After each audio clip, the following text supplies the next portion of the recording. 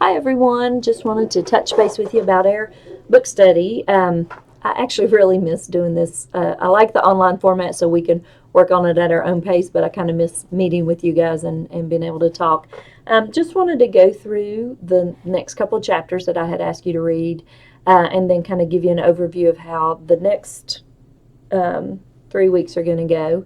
I had asked you to read the next two chapters, which should have been 2 and 3. I'm actually going to kind of walk through pretty quickly 2 through 5. And then we're going to skip 6, 7, and 8 and go straight to 9 and 10 for our next assignment, reading assignment, and all that. I don't recommend you skip those chapters because there's some great stuff in it.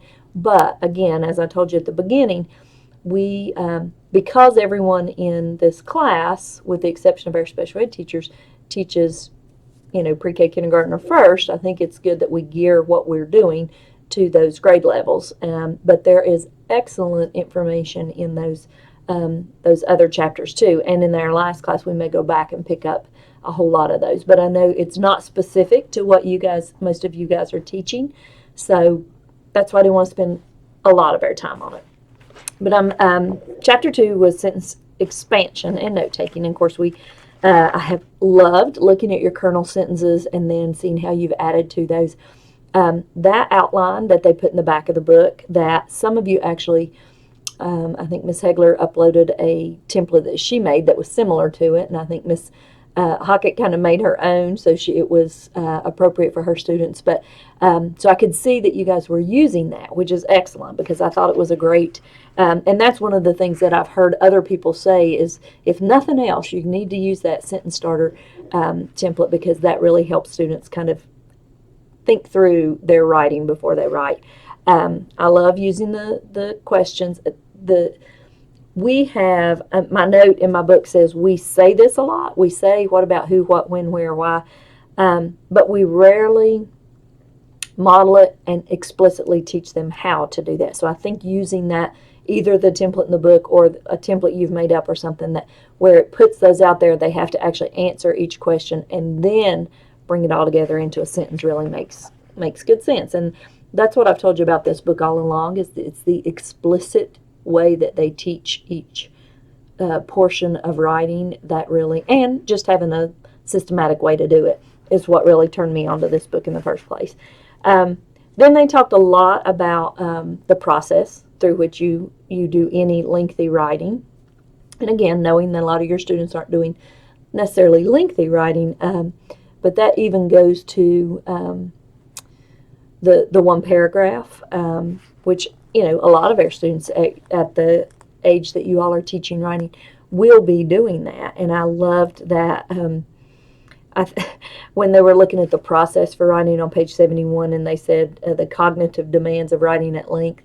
Of course, I'm very thick into the cognitive demands of writing at length right now, as I'm trying to finish up my dissertation. But I found it real interesting that some of because I thought this as I was reading some of the rest of it on top of 72, that some of the actual strategies that they say you have to overcome: sustaining effort, resisting distractions, and self-monitoring. So, excuse me, for a lengthy assignment, those are definitely things that we have to be on the lookout for, and to then actually go in and specifically teach our kids about that, I think is extremely important. Then, of course, going through and defining telling the difference between editing and revising. And a lot of people don't do that, and I know it has been confusing. I used to teach 6th grade writing, and oh my goodness, it confused them so much. They always thought it was the same thing. So obviously just focusing on the fact that, the revising is basically your content, what you're doing, how you're organizing things, how you want to look, and then your editing becomes more about the mechanics of the writing. One of the most important things that I found in this book, and I'd like to hear what one of the most important things you've learned or are taking away from this book are, but the big thing for me is I love how when they talk about the explicit teaching of writing, they work in reverse. And this is something we've talked about at the upper levels a lot. The fact that and I think we mentioned it in our last class when we were together, we ask students to think in reverse a lot. Like, for example, we might say, which question was answered in paragraph 4? And in the past, we just have given them a question and asked them to answer it. And we maybe even would say the answer's in paragraph 4. But we give you the question and then ask them to answer it. But to ask them to read paragraph 4 and then figure out which of these questions is answered in it is more difficult for them. It's a little deeper level of thinking. And on at least 3 different occasions throughout the strategies in the planning stages of writing, they've used what I call reverse strategies. For example, when you're trying to figure out your topic sentence, instead of just asking them to write a topic sentence and then help them figuring out how to fix it, they talked about the example of giving them all a lot of details about something and ask them to eliminate things that are less relevant than the others.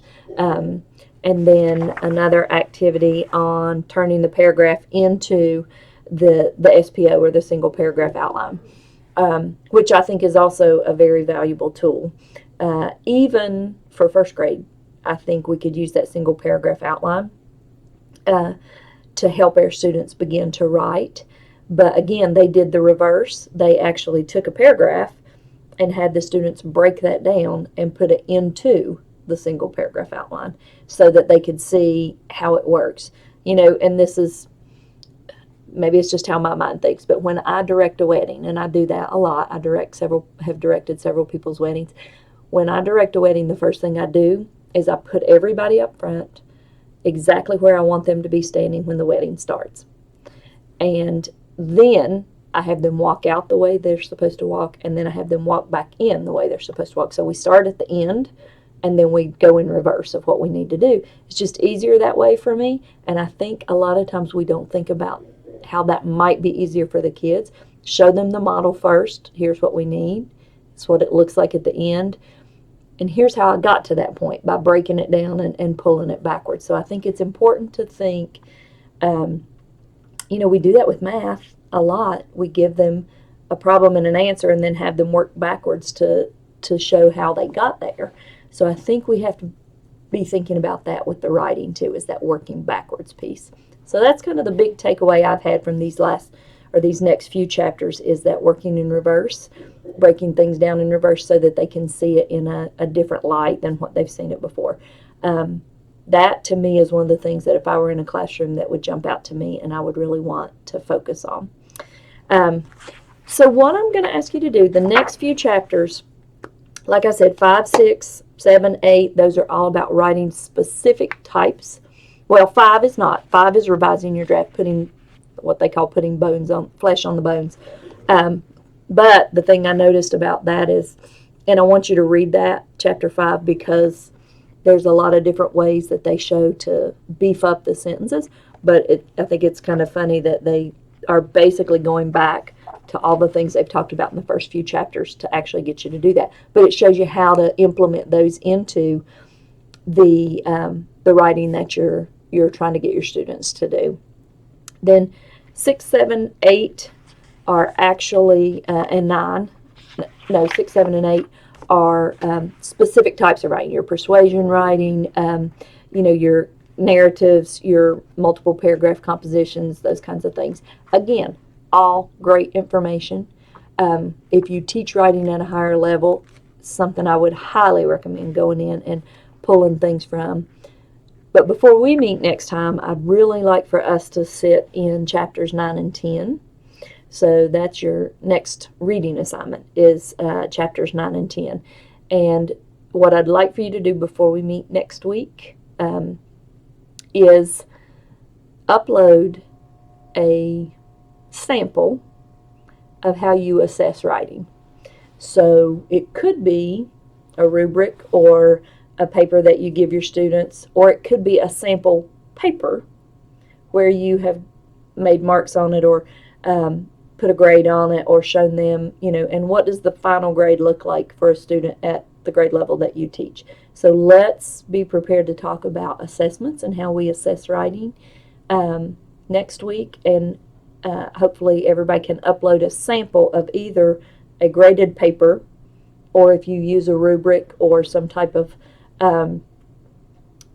other tool that you would use for grading, a checklist of some kind or something like that, upload that, and let's look at what our assessment looks like. So until next week, I am looking forward to it, and I'm really enjoying this book, but I'm really also enjoying getting to watch you guys interact with each other online, seeing a lot of great ideas, and I think it's a good way to share. So hope we will have an even longer weekend than we'd hoped, but otherwise, if I don't see you tomorrow, I'll see you next week.